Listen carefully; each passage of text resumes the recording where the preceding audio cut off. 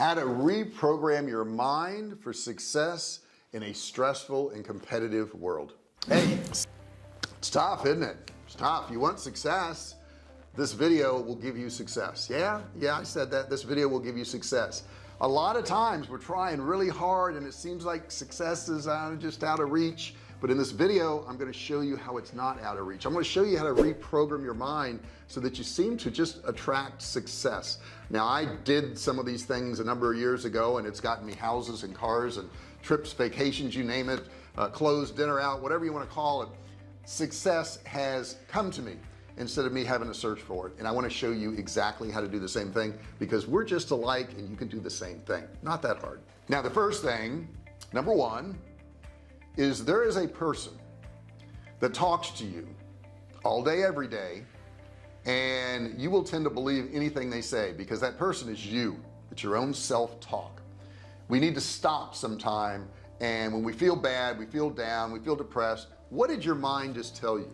Did your mind tell you, you know what, you're not that good at this? Did your mind tell you, you can't do that if you've never done that before? Did your mind tell you, you came from a poor family and that's just the way it is, rich people are born rich? Did it tell you some messed up stuff? Did it do that? You need to start identifying these negative thoughts. You need to start looking at these and going, wait a second, I don't have to be that way. And here's the big aha in this entire video right now. Okay, I'll give it to you right up front. You don't have to believe the negative thoughts that your mind tells you. Let me repeat that. You don't have to believe the negative thoughts that your mind tells you. It's not necessary. You can quit doing that at any point. Write down those negative thoughts and see if they sound realistic. Like one of your negative thoughts may be it takes money to make money. Then go to the internet and search people who started with no money and became millionaires. You're gonna find tons of them. Okay, maybe your mind tells you you're not good at that. You're not good at that thing. You're not good at writing. You're not good at playing a guitar. You're not good, whatever it is. You can go to the internet and learn any of those things, any of them.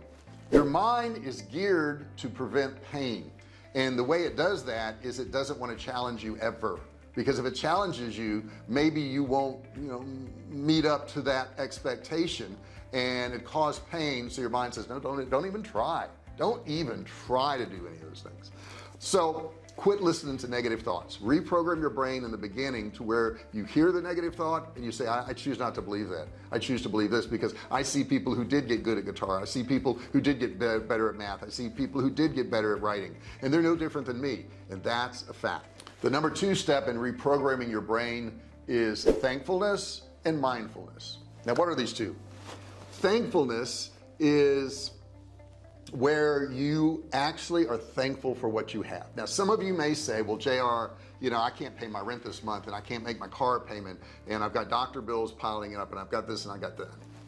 All right, put all those into a basket right here. Would you switch it? And this is, I guess, time sensitive because there's a war going on in Ukraine. There was an earthquake in Turkey a few days ago, and I'm just picking some current events. Would you switch what you have to be in the war zone in Ukraine? You say, well, no, I don't want to do that. I could get killed. Exactly. Would you switch what you have to be in that earthquake area that was in Turkey and Syria a few days ago, where so far 11,000 people are dead and probably 20 or 30,000? They don't even know there's people still underneath the rubble, and it's 25 degrees Fahrenheit there. Would you switch for one of those people? And the answer is no. So what you need to do is quit focusing on what you don't have and start focusing on what you do have. If you do have a roof over your head, that apartment that you may get kicked out of, at least you have it today, right? Maybe you've got family, maybe you've got friends, maybe you've got a spouse. Other people would love to have those things who do not have them. You have stuff right now, and if you're not thankful for what you have now, how in the world are you going to be happy with what you have in the future? You've got to first learn to be happy with what you have now, because the future will not get brighter if you're unhappy with what you already have. Let me repeat this. The future will not get brighter when you have more stuff if you're not happy with the stuff you have now. I gotta put that on Facebook somewhere. That's good. That's good, right? So you got to be thankful. Number two, you got to be mindful. Mindfulness is very important. Where are you right now? What's going on right now? I'm sitting in a nice warm office. I have a beautiful view of the backyard, and I could worry about some things that happened a week ago or 2 weeks ago or as a child. I could worry about those things right now. I could do that. I could put my mind in that spot. I could also go forward and say, what if I lose this? What if this money doesn't come in? What if this happens? And I could put myself in the future into a negative spot. But if I'm mindful, I stop and I look at where I'm at right now, and it helps me to be thankful. Very important distinction. Thankfulness and mindfulness. You have to master these two if you want to be successful in a competitive and stressful world, which was the title of this video. If you want to be there, you've got to start appreciating things and understanding where you are at this exact moment.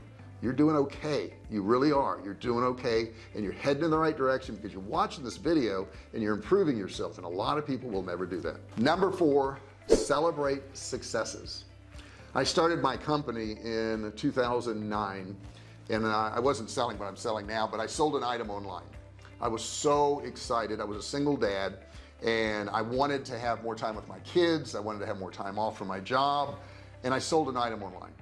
And I ran into the family room. Both of my kids were sitting there, and I said, guys, I just sold something online. And I was so excited, and they just both looked at me, and they looked excited. They were like, that's great. How much did you sell? And I said, $10. And then they turned and looked at each other and looked at me like I was insane. But here's the point. I had a success, and that is number 4, is celebrate your successes. It doesn't matter how small they are. It doesn't matter. See, to me, that $10 meant somebody out there that I didn't know, somebody I've never met, somebody I've never shook the hand of, and I probably never will see or even know what they look like, gave me $10. They sent me $10. That was so much motivation for me.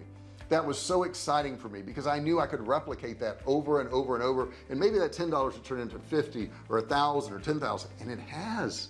Matter of fact, when I started my company, my goal was to just quit my job because I couldn't stand my boss at the time, and I wanted to make half of what I was making in my job. I figured with half of the money I would still be much happier because I hated the stress. I didn't like the way he talked to people, treated people, and I just wanted out. Half is what I wanted to make. And did you know that we've had days now where we do over 6 figures in an entire day? Maybe to some people that's nothing, like an Elon Musk or something like that, but to me, 6 figures in a day was a lot of money. It's a lot of money. Okay, now we don't make 6 figures every single day right now, but we make pretty good money. Okay, I can live a pretty good life. I live in a nice home, but I celebrated the small success in the beginning, and that's what you have to do too. No matter how small that success is, no matter how tiny it seems. Maybe you've learned to put a line of code on your website. Celebrate that success.